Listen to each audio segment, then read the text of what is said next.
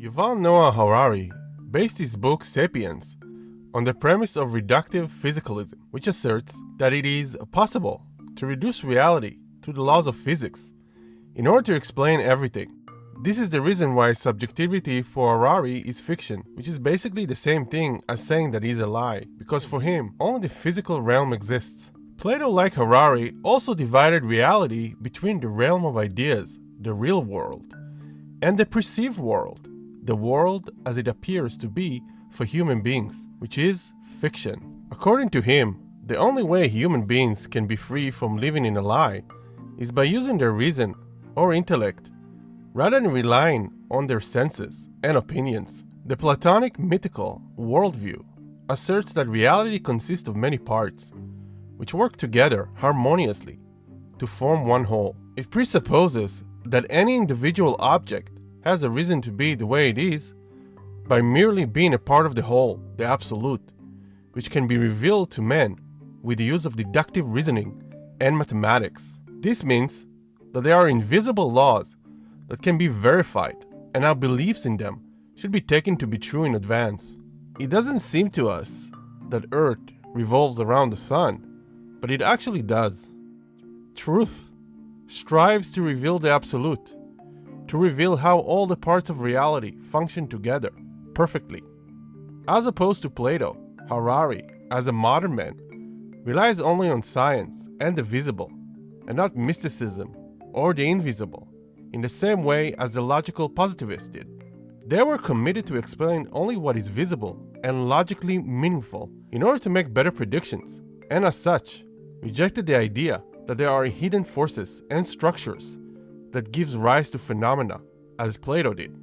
For the logical positivists, and for Harari, only what is quantifiable and verifiable has meaning. However, their thought is still close to that of Plato's, since they assert that the observer is passive, that is, that whatever she or he experiences causes certain ideas to arise.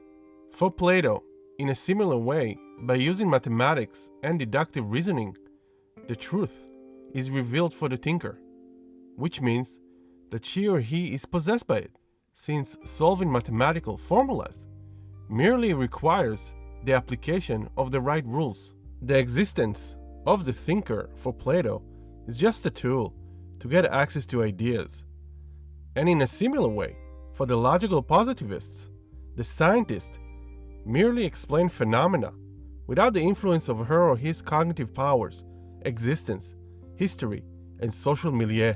Hypothetically, one can try to reduce reality to mechanical physics, as it classically has been thought of, to equations, essences, and then translate the empirical data she or he observes to ideal mathematical language, without the need of theories, that is, without the need of human interpretation.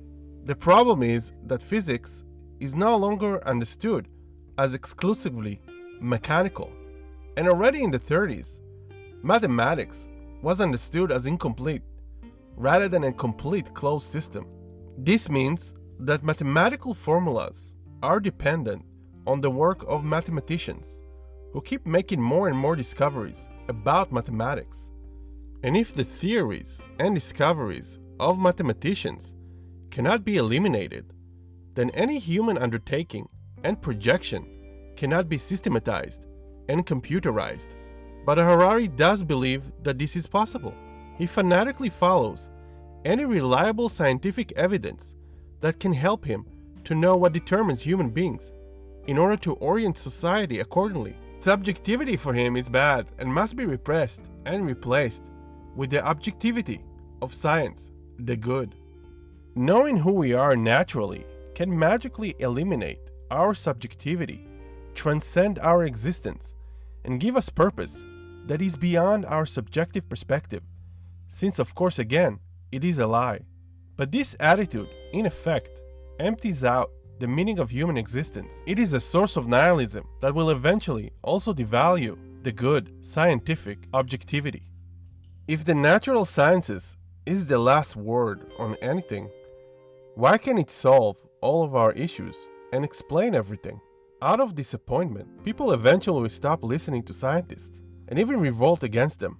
And more importantly, if life doesn't have meaning, why should they even care what the natural sciences have to say? Harari tells us that according to scientists, human beings have no soul or free will, but are determined by hormones, genes, and synapses.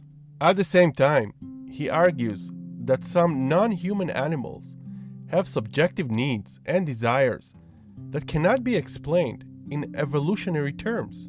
Why doesn't this fact apply to human beings as well?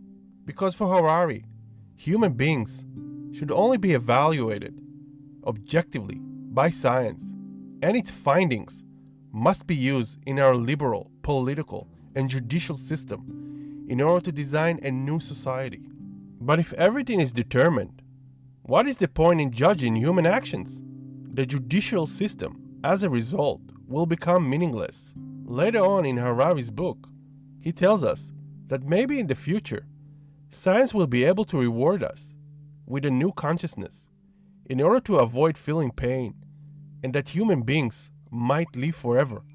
If his prophecy will be fulfilled, his nihilistic vision will be completed, since no one would even care about the consequences of her or his actions. As a reductive physicalist, Harari reduces everything from DNA data to consciousness to physics. But many biologists and neuroscientists argue that it is impossible. Neuroscientists today have difficulty to reduce consciousness to brain activity, and most accept the premise that consciousness emerges out of it. For Harari, the power of our cognition, or the way we communicate with our world, does not contribute to the way we know things, how we understand ourselves, and act in the world. But what we know about reality and ourselves and how we act is caused exclusively by certain empirical conditions. By knowing these conditions better, we can try to set ourselves free from the lies we tell ourselves. And since we are determined rather than free, we are a part of a history rather than making history. Mechanical physics reduces anything that physically exists to formulas. It understands reality as a stable and determined system. But quantum theory shows that the laws of physics could create disorder and are not consistent. This means that the physical world is at times unpredictable and perhaps even creative and chaotic. In the subatomic level, different laws could happen rather than will happen. But Harari pushes quantum physics aside and keeps insisting that the physical world is stable and the cultural world is in flux. This is because, again, he bases his thinking on the premise that fictions or lies can change. But what is real, what is truthful, cannot change.